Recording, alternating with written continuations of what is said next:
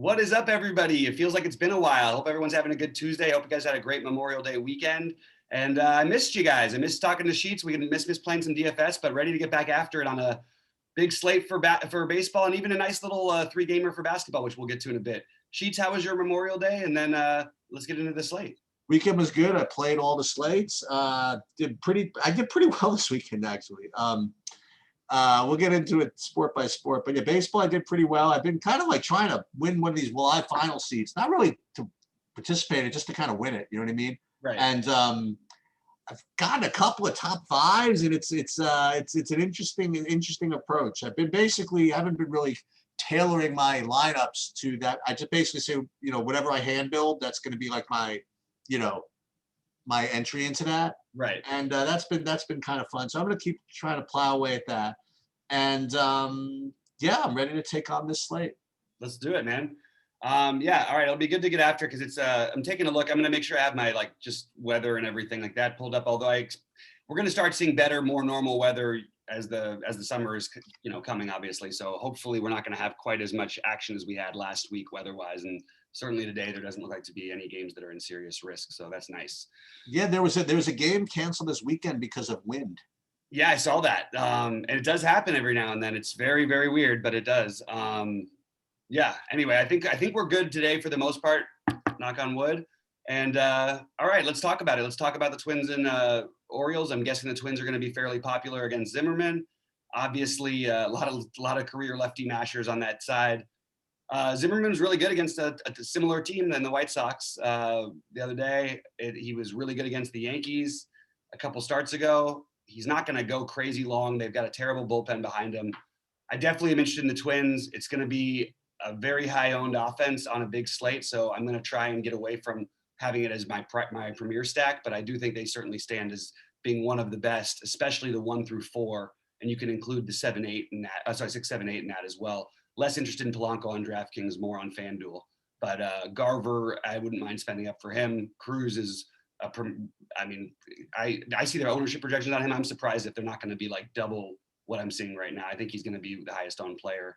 He and Donaldson and Garlick will stand out, and I like all of them. I just think they're going to be really high owned. Do you have Pineda in your pitching pool or no? I have him in the pool. I don't know where I'm going to end up with him. I always, I do like to attack the Orioles. There's other guys I like better on the slate, I think, but I think that he's definitely in the mix as of right now, but I just think it's a further down large field kind of a thing. So what we're going to be doing, by the way, is that I'm going to use the DK as a, the lineup builder is kind of like a template, but I'm going to be referring to kind of my sheets that I've been, every once in a while flashing here, but have been started to upload to our website, which we're going to, make a little more public each day.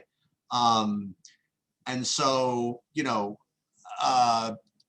with respect to the pitching, neither of these guys kind of show up in my main stuff, but as you alluded to, like Minnesota is really one of the top stacks on the slate, if not the top stack on the top stack on the slate. All these righties, Donaldson, I forget even Cruz, but Donaldson, Garver, if he gets in, Sano, these guys are really just really near the top of all of my metric. And as a result, they're going to be very, very high owned. Not that I don't like them, but you don't have to play them. I mean, they're teams that are close that I think could be good pivots. Mm-hmm. But they certainly rate to be one of the top stacks on the slate. Also, because the way they strike out, one thing you can do is you can play like 1-offs, 2-offs, 3-offs from this game. It's not a game you have to stack or not play it or something. Cruz as a standalone is probably, which should be the best point per dollar spend up on the slate at 4.7 is just ridiculous for him against a lefty in a great hitter's park, especially for righties. So it doesn't make any sense to me why he wouldn't be the highest owned player, except for the fact there's a lot of good outfielders. But yeah, I like Cruz and Garlick as the premier standouts. But if you want to get different with it, play Ref Schneider down at the bottom, play Kirilloff, who'll be a little lower owned in the lefty-lefty matchup. Again, you wouldn't expect Zimmerman to go long, so maybe you save Kirilloff for your 4 and 5 man stacks. Just trying to talk a little game strategy, because I do think you want pieces of this Twins team. I expect them to hit a couple home runs against these guys tonight. Another is good, good weather in Baltimore with the wind blowing out to left. Like everything sort of sets up for this to be a perfect spot for at least a couple home runs. So I love this game, but everyone else will as well. So you ready to jump on to Tampa and the Yankees? Yeah, Sano at 3,600, I think is particularly cheap also. Just be wary that Sano tends to get really high owned. And look, I told Sheets this before. I've told a lot of people this. Sano is the guy who for years I rostered. They used to send out the DraftKings who you play the most. He's always my guy. Against lefties, he gets rostered like 7 times as often as he does against 7 times as much as he does against righties. He oddly has more power historically against righties than he does lefties by a decent amount. So just keep that in mind with Sano. But again, yeah, still a good play at 3,600. Just in general, I tend to look for him against righties a little bit more. Tampa and the Yankees, both good pitchers. I'll tell you just one quick thing. Like Tampa, you got to admire this franchise. I mean, these guys can lose everybody. They have more superstars on other teams that came through their system than anybody, basically. And all they do is just compete to win and play to be not to usually to win a title, although they almost beat us last year. But they're one of the best teams in baseball every year, and they're right there back on top of the AL East again. Great team anyway. I love the way they're run. I think Glasnow is an awesome play. If people are afraid, they can be afraid. I am absolutely going to play a ton of Tyler Glasnow today, even though, again, I expect somebody to go deep, but I'm not going to take many bats in this game. Glasnow and Austin Meadows and Brandon Lowe would be my favorite, but I don't even think I'm going to get to those guys' price. So I think it's just going to be Glasnow as my play in this game. One guy that they lost who you kind of identified him as possibly sneaky earlier this season, and maybe you haven't been noticing because you were away this weekend, but who's been freaking murdering the ball from the bottom of the order is Dames. Who's now I was in Milwaukee or something like that. He's been just killing it. I've been waiting for this kid's offense to pick up with his defense, and it's happening now. I think we're seeing it. I like Glasnow. And the thing is that this is I actually have Glasnow as probably. See, I'm probably going to go to the lower owned Nola, just because I have them rated like very, very similarly. So like for me, like if that's the case, I'm not saying that I'm right, but if you do have guys that are rated similarly like that, and one guy you're going to get a significant ownership discount. Like for example, like this is like the way I have these guys right. Like I have like Nola and Glasnow, very, very close. Right. Like right now I have the ownership like Glasnow 27 and Nola 18. This is like really early though. But the way I kind of do it is if the guys are close like that, I'll probably pivot to the lower owned guy. Mm-hmm. But I definitely have Glasnow as obviously one of the two spend ups, and I think that the way the slate's going to pan out, there's going to be two very obvious SP2s as well.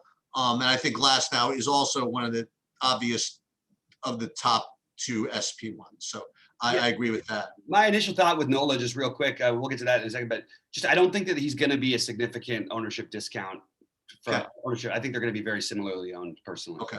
And I think my natural lean is always, like their prices, they're affordable enough to play both of them. And if you want to do that, it's a totally logical way to go on the slate. Blue Jays and Marlins in Toronto in that stadium. Boy, I love. I think Alcantara is nice to see him coming into his own. Obviously, we're not playing him, but I'm not going to pick on him. Why are we not playing him? Is he too expensive? I mean, he's playing against the Blue Jays in that little stadium. It's no fun, that matchup. You know what I mean? No, I'm with you. I just always wonder like to what, how advanced we want to get. You know what I mean? When we just say like obviously we're not playing him. Should we say like that? Well, we're not going to play him at 10K. At 100, I'll put it this way: at 10K. No, I don't think it's a price. No, we got to it is a price thing, of course, but like what? It's not the price that he would have to be at to be played here. He'd have to be like in this, because you need a pitcher that's going to put up a number. Right. You don't need to save that much. And so you need him to be like probably in the 7K range, right around there, in my opinion. Or you need him to, honestly, it's hard to justify for me with that Blue Jays lineup, although it's a little like, it's just not, even in the guys at the bottom, then you got like Panic at the bottom who never strikes out. He was not like, a power hitter, but he's a guy who will hit slap singles and put the ball in play. And with Simeon Bichette, like Teoscar, Grichuk, even Tella's in there. You've got a lot of good hitters that take a lot of walks and a lot of guys who, they strike out some, but I just can't pick on them very often. It takes it takes an excellent pitcher for me to have any interest in them. And Alcantara is great, but I don't know if he's great enough.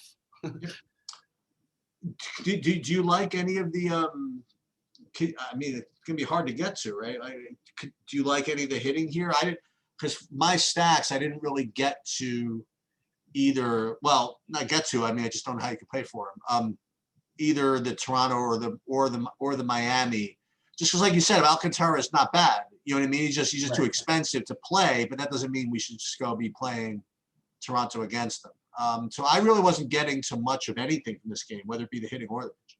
See, I think that's going to be pretty, like, people aren't going to want to play it, but I think about it this, so if this game was in Coors and Robbie Ray hasn't been as good as Robbie Ray has been this season so far, well, I'll point out that he's allowed multiple home. Oh, wait, I'm sorry. I totally spaced. I forgot this was the Robbie Ray game. Just you continue, then I'll backtrack to whatever. Yeah, I think you're probably going to go with me on this a little bit. I definitely have interest in Miami's bats a little bit here. I think that you'll get some ownership on guys like Birdie actually at the top of the order. One thing about Robbie Ray, I'm just going to take a quick look at this. So first of all, multiple home runs in almost all of his games. He gives up a guy you can absolutely run on. So a guy like Birdie becomes a little bit more appealing here. Ketel Marte, I think is an interesting play. Garrett Cooper stands out as probably the best play, along with Aguiar. You could do something different and play them together.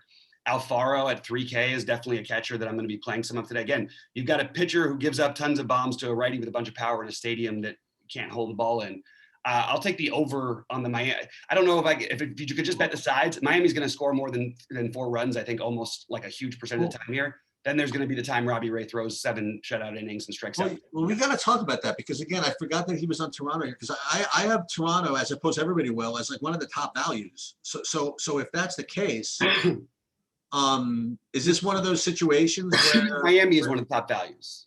No, I had Robbie Ray as a pitcher. Oh yeah, of course he is. Absolutely, you play him and you stack, or you play Miami when you don't play him. That's okay. As simple as that. I think he is one of the top plays. I think he'll be one of the highest owned pitchers too. Right. So like what I was getting at is there's going to be like the two like significant SP1s, and it's going to be probably Glasnow and Nola. And I have 2 like very going to be popular, well projected SP2s. One will be Matt Boyd. We'll get to later, and Robbie Ray also. So what I like to do is either or both. Either if you want max leverage, you could take the hitting right against the chalky SP2s, or you could find an SP2 pivot off of that. I didn't quite get to the Miami part of the double leverage part, but I do have an idea about some SP2s that I can go to that no one's going to play. Yeah. But make no mistake, Robbie Ray does rate to be a really, really top value, but he's just going to be 30% owned, right? I mean, yeah. This game sets up perfectly for one of those Robbie Ray things. You have a team that doesn't have a ton of power against a guy who gives up tons of home runs. Doesn't have a ton of power and speed, but a guy gives up tons of home runs and stolen bases, and a team that's full of righties. So, with the exception of basically Dickerson is the only one you really want to, there is I guess you got Sierra and Devers at the bottom. It is soft at the bottom of the lineup, but I think you're playing like I'm going to have some Cooper and some of the top 4 in all of my non-Robbie Ray stacks, and I wouldn't even mind throwing in Dickerson if I was going to go full stack. I just don't like full stacking against him as much, but I do love the 2 and 3 man because, like I said, look at his games this year. He's pitched well, and yet he gives up at least 2 he gives up 2 home runs almost every game, plus maybe sometimes 3. Then he gives up you can run on him left and right. So there's a lot of opportunity for a couple bats, but I just don't think you want to go full stack. Anyway, it's a long one, but it's an important game, I think. This is a game where, then we get to Philly and Cincy. And I think both pitchers are, like I said, Nola's very easy, to go up to him and play him along with Glasnow, I think. I also think Sonny Gray is, look, he's a good enough play at 8,900 to be different than Ray, and he's going to be lower owned and is probably has a more consistent result here. I'm not really interested in anything. I'm interested in both pitchers. which makes me uninterested in the bats. The only one I have is I was thinking of one off, but he's gotten a little bit more expensive is Odubel Herrera. But I think I'm probably just going to take the pitchers in this game, and they rate to be number 3 and 4 for me. Number 2 and 4 for me, right? 2 and 5, sorry. Nola being 2 and Gray being 5. No, I think they. I think that this is a very, very natural pivot type game. Depending on whether we consider Nola a pivot or not. You know what I mean? Maybe Nola's just as chalky as glass now. Who knows? But I think between Nola and Sonny Gray, I think both these guys are going to be are very natural pivots. I do think that they're both going to be get ownership as a result. I don't think I'm going to. I don't think I'm going to try to play hitters against these guys. So if anything, I'll probably use these guys in my pitching pool for sure. And that's pretty much it. All right. What are your thoughts on the next one? Why don't you start it off? I'm gonna just double checking a few things because I think we've got another guy we could consider here. So a little worrisome coming back from the injury, and I'm not gonna do it.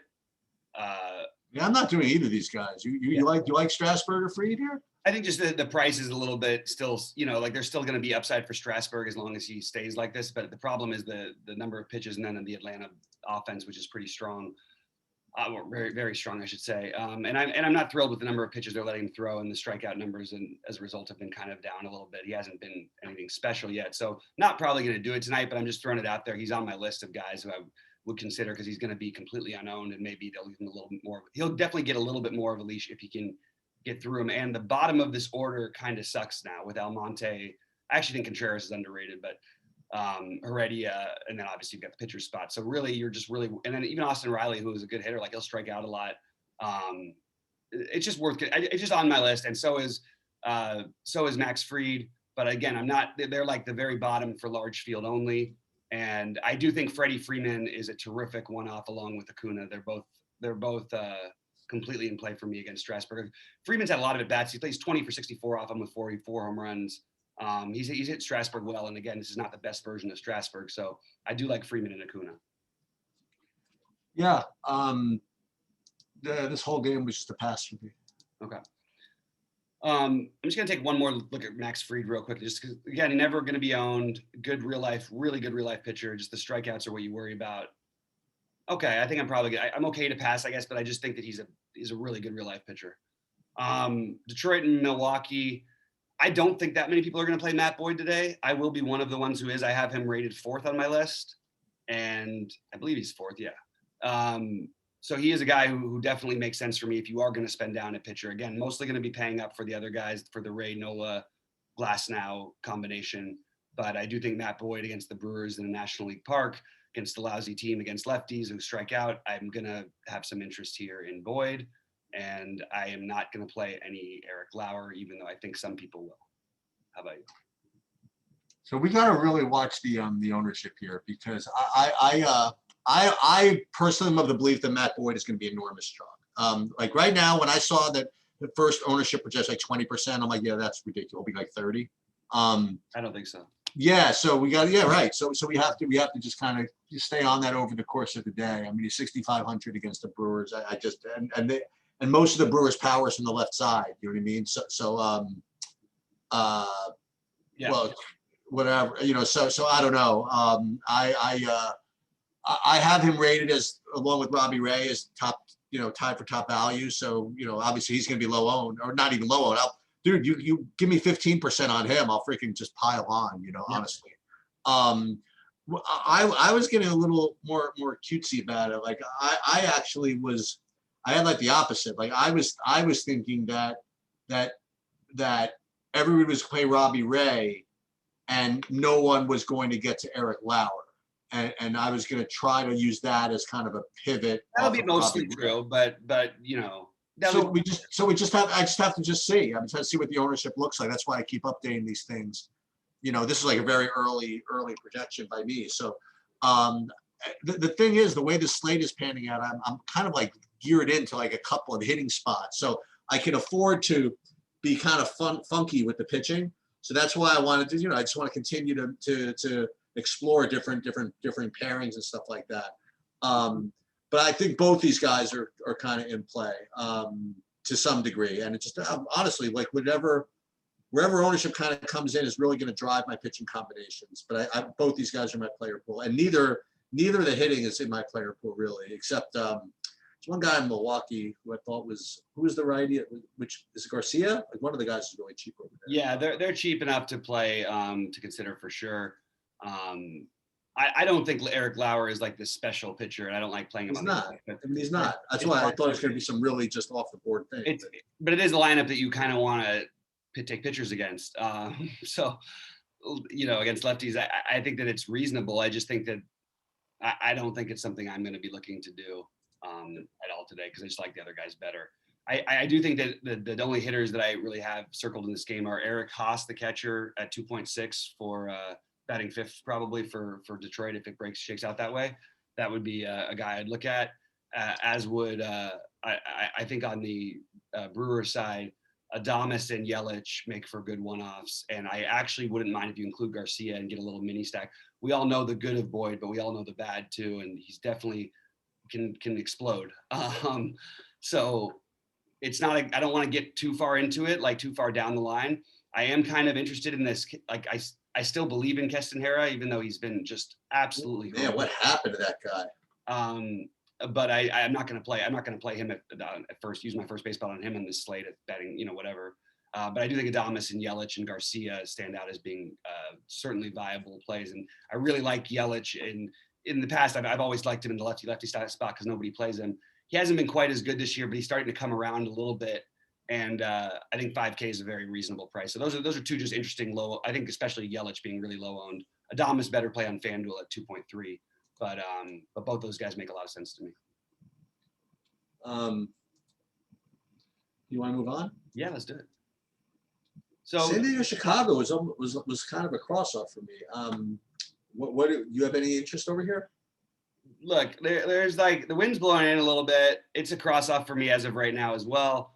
I'm gonna have to see where this game ends up on like as far as if the wind keeps it changes in Chicago. If it gets to be like 19 miles an hour blowing in instead of 9 or instead of 9, you're gonna have some interest in.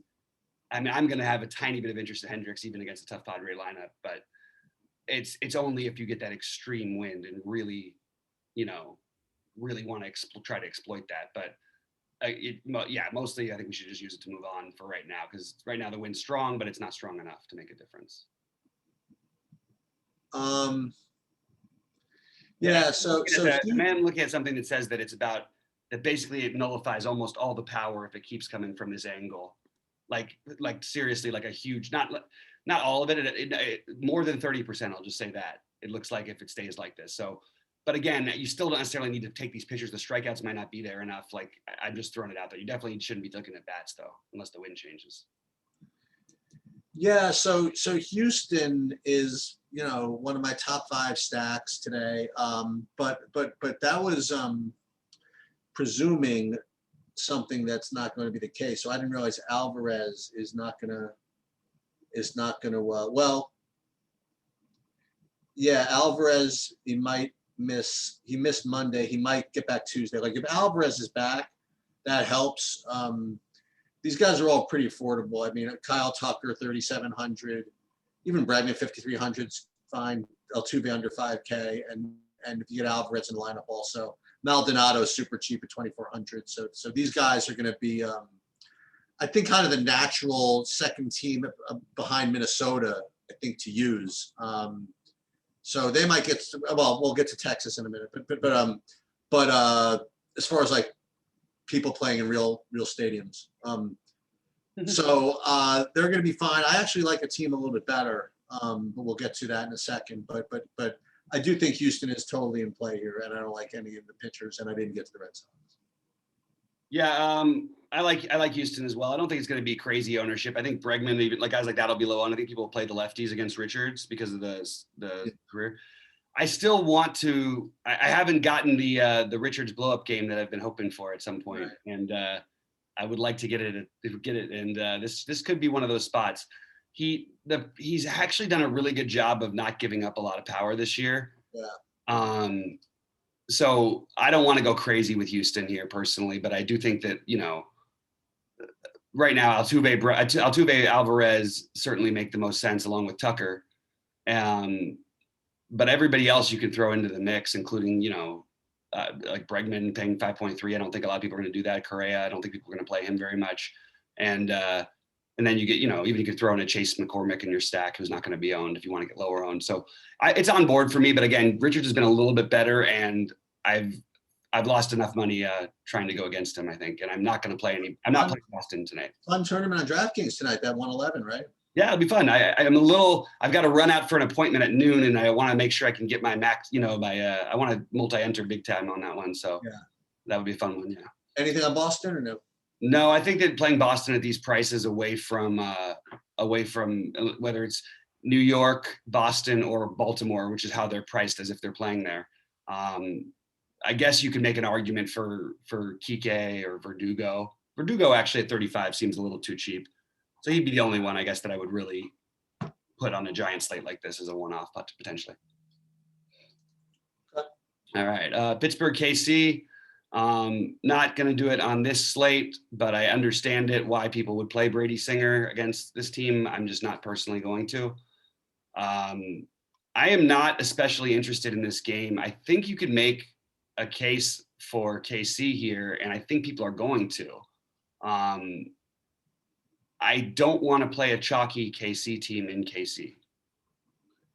Yeah, KC is one of the teams that's on my list. We're going to see how ownership kind of comes in. We're just going to see. I mean, because I think that Minnesota again is going to take a lot of the ownership, as will Texas, and I just figured that Houston would take a lot too. I didn't think KC was going to be as popular as you thought. So we'll see how all this plays out. It'd be more popular than Houston. You think so? Mm-hmm. During the course of the day. And again, I looked at Singer again, like as a possible SP2, a possible pivot off all that stuff. And like you said, I mean, as we talk through these guys, I mean, maybe you're right. Maybe Matt Boyd is just not going to be as chalky as I thought. If people are going to play some of Brady Singer, people are going to play some of Eric Lauer, you know what I mean? Like people are going to play, different guys, maybe that the ownership gets diluted a little bit.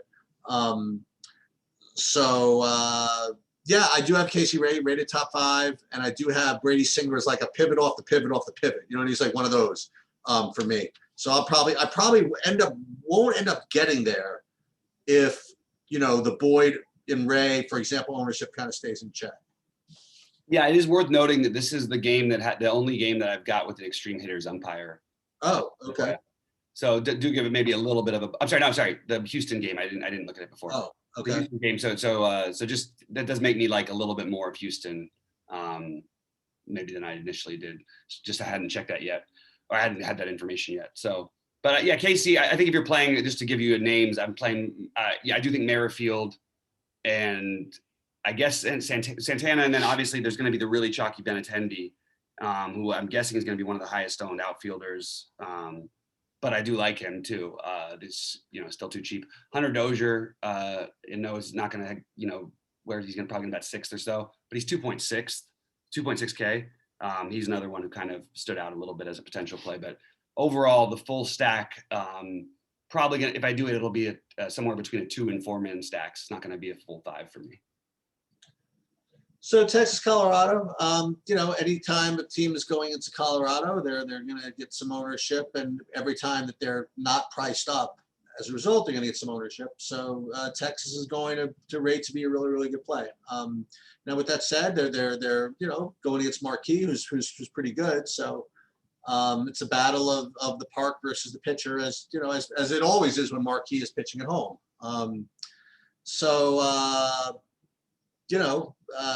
I definitely have Texas as a top team. I'm not going to play Marquis today. Sometimes I will in Colorado, but not. I just think I have better options. And with respect to the Colorado side, I'm getting a lot more of that on FanDuel for some reason than on DraftKings. They're actually like my top rated stack on FanDuel. Like if you look like a FanDuel, like I actually have Colorado as my top stack, like over Minnesota, where on DraftKings, not as much. I wonder why that is. Because of the pricing, and that's why they're going to be extremely low owned, like extremely, which is bizarre for a game in Colorado. Right. Not like the best hitting condition for a Colorado game right now, but it's good enough for me, man. I'll eat up all this Colorado stuff on DK especially, because that's where the reason they're not going to get played is partially because they're so affordable on FanDuel and they're really expensive on DraftKings, and they're missing their best hitter. I mean, there's a lot of things not to like, don't get me wrong, but they're an unowned Colorado team against what if you want to call him mediocre, I guess we can call him Dunning mediocre pitcher with a lousy bullpen behind him. I'm definitely interested a little bit in these, expensive Colorado, and I think you can play Marquee in the same lineups you play the Colorado stacks as a way of getting different. I actually think there's a path for a Marquee Boyd winning lineup, you know what I mean? Something like that. So I'm going to keep going with this. I don't understand the way people think, just to be honest, because the difference between Marquez, between he and all these other guys we talk about is that we see this upside from him all the time. Like we've seen it his last two outings, you know what I mean? And only one was at home, sure. But this guy what has he got on the season? And he's not even been like his best self. But 7 of his last 9 games, he's put up more than 18 fantasy points. And those are mostly at home. That's like, and then he's got upside of 30 plus. Like I'm against a team that strikes out a ton. If this game was in Texas, Marquee, at this price would be the chalk of the slate. I know it's a big difference, but like, come on. Like I'm absolutely in on doing it. I think that he has the upside to be up there with the top pitchers on this slate. I don't know how much I'm going to end up with. I've got him 4th right now, but I think he's definitely on my list. And I also, at the same time, these Texas bats are just way too cheap. Makes me think they're going to be high owned, but people don't love stacking Texas for a lot of good reasons, actually. But I think that Texas and Colorado, like, honestly, are going to be low enough owned to where I can focus in on, even though I'm playing Marquee, I can definitely focus on the stacks. And even if you're not playing Marquee, play Calhoun, play Gallo, play Lowe. Those are the ones who stand out the most. And Adolis Garcia, obviously. Adolis Garcia is not going to be high owned. And just remind everybody, this guy's like the best thing ever. He's like he's our version now of Randy Arozarena in the playoffs last year. You should be playing this guy. Like, just look at, if you don't like it, if you don't feel like it, look at his game log and tell me if it changes your mind. Look at the fact that does he still lead? I believe he leads the league in home runs, or he at least did as of last time I checked. But he's in the top couple, if not the leader, and he's going to be low owned. So those are the guys I'm looking at against Marquee. Again, probably not as much of a full stack. More interested in Colorado to get way different. But I do think that that playing 3 or 4 of these guys, or even you could go. I mean, full stack is totally fine. I'm just trying to find ways to be a little different. But playing Garcia, who's probably going to be lowish owned because of the outfield value, and Nick Solak will be low owned, I think. So all of them make a lot of sense to me. Gallo and Calhoun, even I'm seeing the projections that they're. I can't believe these projections are right. I can't believe Joey Gallo in Colorado is not going to be more than 20%, but at 4.1. But if he's not, I will be one of the people who are well over the field on him, even though I like Marquee. Okay, moving on. Yep. So, man, Caleb Smith is still in the league. I didn't even know he was pitching this year. What has he pitched? A couple innings? I haven't seen him pitch this year yet. Yeah, I mean, look at him. He got 2 innings, 3 innings, 1 inning, 2 innings, 3 innings. Bullpen game. Oh, it's one bit of interest is that Pete Alonso is back, and the lineup is getting a little bit better. I mean, your man, by the way, you weren't around for this, just killed it the other day. McCann, he had 31 fantasy points the other day. Yeah, right. He was like 100. He was 4 for 5 with a home run. Like, oh man, did he kill it? So I don't know, but bullpen game business. But I mean, you got a couple of righties in there now. Now it's like we used to only want to play Nets lefties, but now you got Alonso, you got McCann, who's like legit. You got like Villar, and Lindor. Maybe he'll hit the ball one day, switch hitting. I don't mind the Mets, especially on FanDuel as a secondary stack over there. So that was my one takeaway from this game. I didn't really get to Stroman nor the Arizona hitting. Yeah, Arizona's bullpen sucks, so I get it, like playing any. But Caleb Smith is actually a good pitcher. He just doesn't pitch long anymore, but the strikeouts are still there. We're just not going to get enough of him. You can't play him, obviously, but I don't mind the Alonso Lindor thing. Those would be the guys I would look at here. I don't really have a ton of interest elsewhere. So they can't play everybody, right? And I got this weird feeling that you're supposed to play someone from this game. Alex Wood, Andrew Heaney. It seems as though Wood would be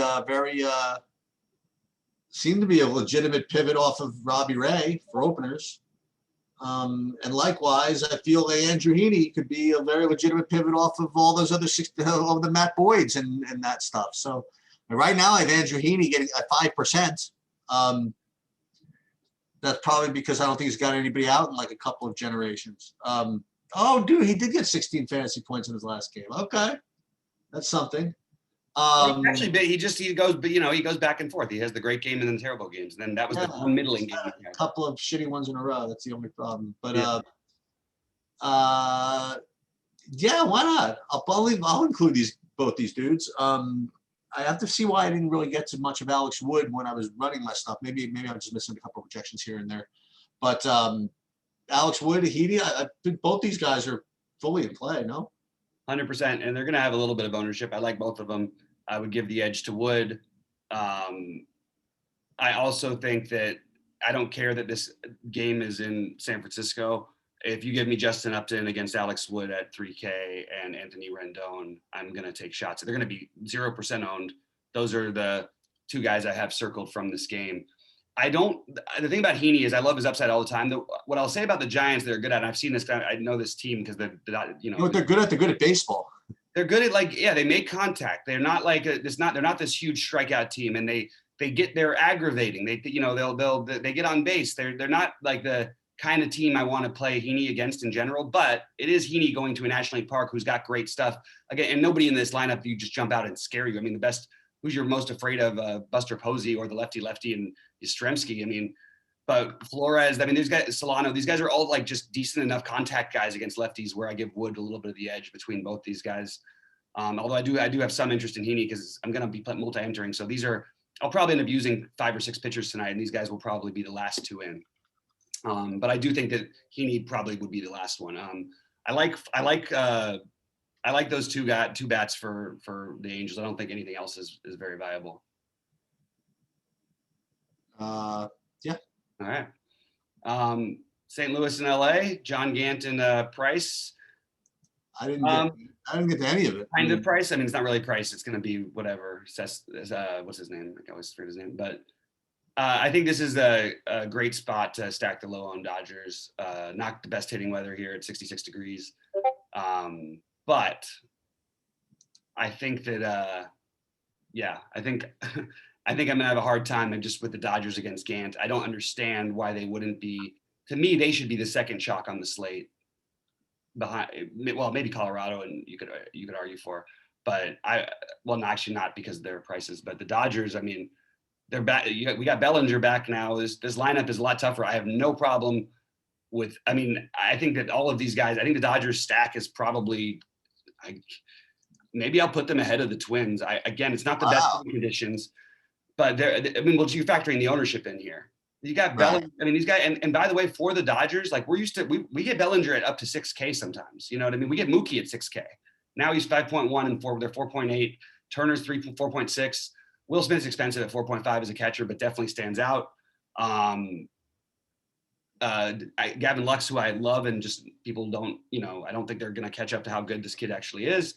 So I really like the Dodgers tonight. I wish it was better hitting conditions. I wish St. Louis had a really garbage bullpen, which they don't. It's solid.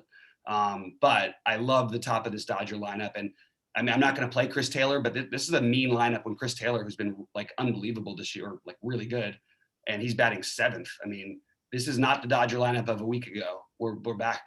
It's get ready to start stacking the Dodgers more often. I expect you're going to see them in the 6 to 9 run range like more often than not these days. So I like them a lot here. I want to tell you something. Baseball is baseball, and I did a quick video about this. You weren't around this weekend. This is going to blow your mind. I don't know if you've been paying attention. Dude, do you know what I was able to do on May 29th? What's that? In a game that the teams combined for 17 runs, I was able to play Cody Bellinger at 3,600. And he did nothing. Yeah. That's what happens sometimes.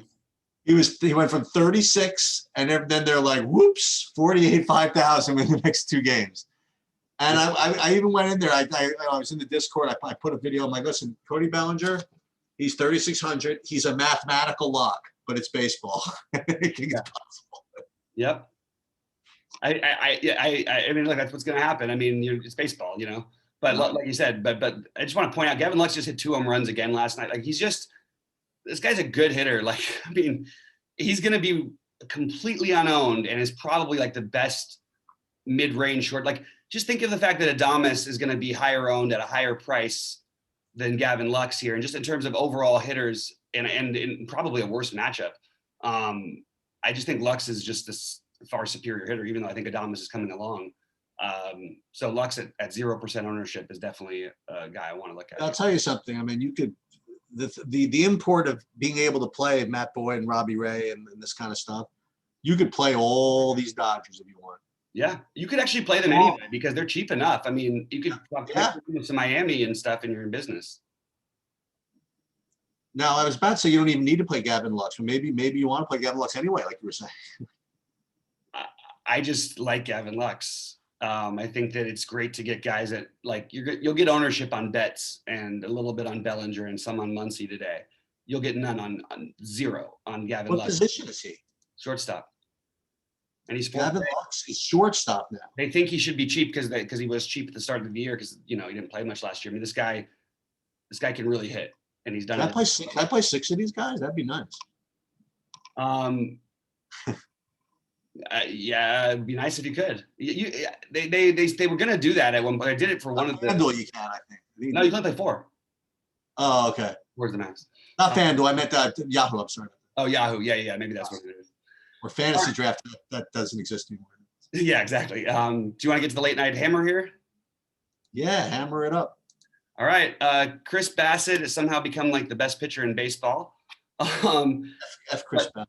But we're not going to play Chris Bassett off of his ceiling game because he killed Sheets last time. So I know Sheets is not going to play him. I'll just point out. Look at what this guy's done. He's been under 20 exactly 1 time in his last 7 starts. Dude, I got no problem with playing Chris Bassett because the thing is that when I was whining about how can they bring him in for the 9th inning, he does it. He can pitch that much. And that's just what he does. Yeah.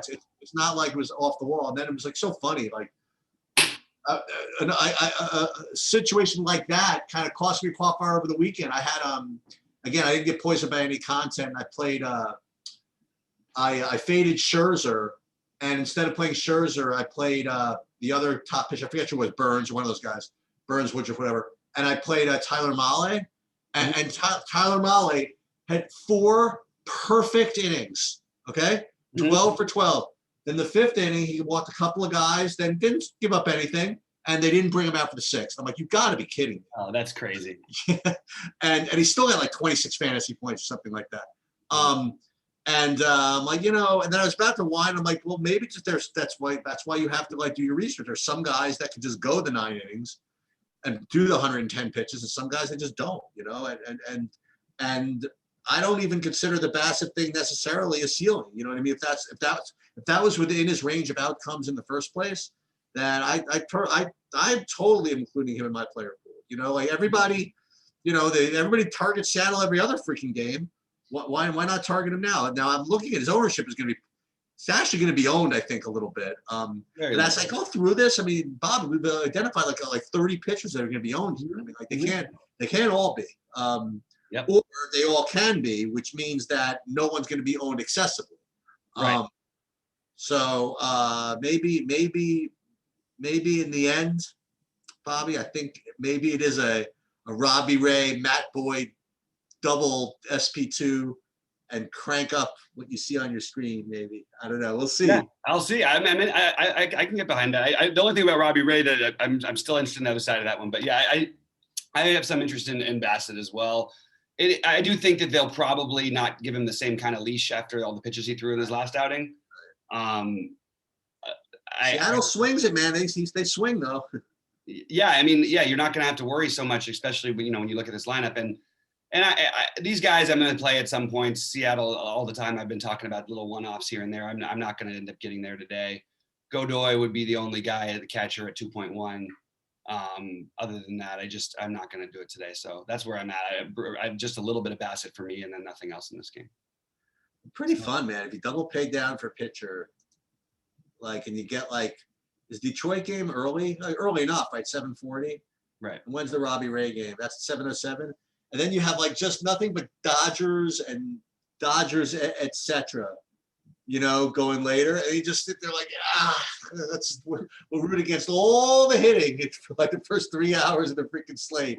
You guarantee to be winning 0, right? Like the whole night, and then it's just like playing the Blazers and the Sacramento Kings, man. Just hope that they all pile on at the end. Yep. Yeah, I agree. So real quick, I'll just go through like my I like that idea actually tonight, because I do think later games have a little bit more hitting interest. That it's going to be lower owned, especially like between Colorado and the Dodgers. I think that, so I have the Twins, Dodgers, Rockies, Rangers, and a mini Miami as my favorite places to target in that order. I do think the Twins are probably a little better just with the factor in, like, you get the cheap Garlic at 3.3, things like that. But I do think the Dodgers, it's really close between the two of them, in my opinion. I just think they have better hitting conditions, and I'll give them a little bit of the edge for that. For pitchers, I have Glasnow 1. But again, you could go a bunch of different ways today. Glasnow, somewhere in there, I have to figure out the rest of my order, but it's Ray, Nola, Boyd, Marquis, Heaney, Wood, Bassett. And I think that's sort of the order I'm leaning, but it's definitely subject to change as the day goes on, because I really think that they're all close, especially when you factor in the point per dollar. But I do think there's good value. We don't have as many 2K guys like we did before, but there's a lot of guys in the 3K range that I like quite a bit today.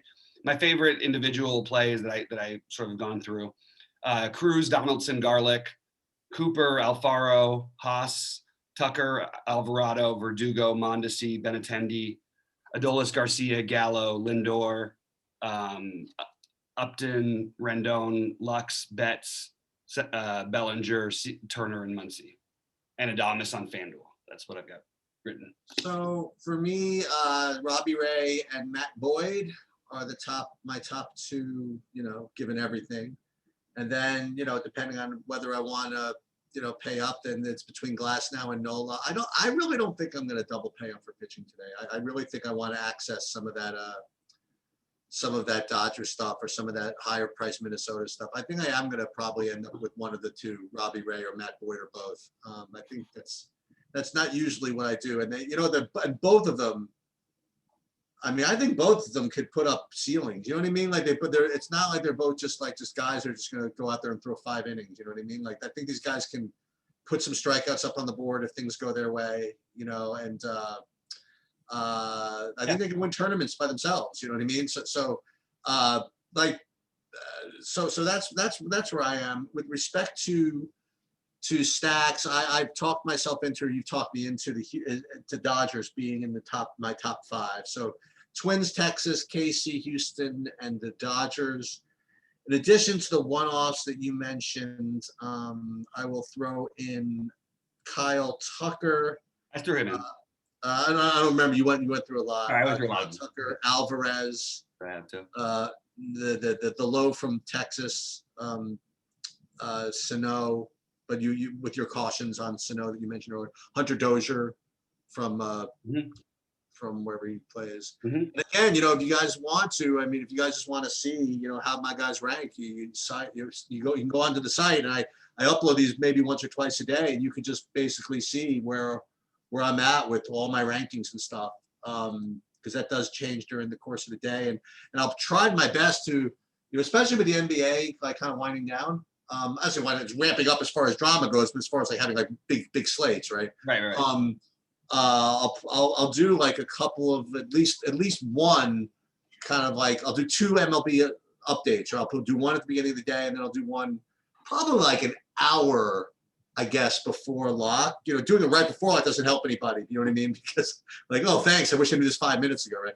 So I'll probably do like an hour before or something. Baseball, you could do that, so you can see where my rankings are and stuff. Yep. And likewise, I'll have mine uploaded onto the site too today. And yeah, all right, Sheets, we're gonna get out of here, guys. Good luck to everybody tonight, and we will be back with an NBA video momentarily. Good luck, everybody.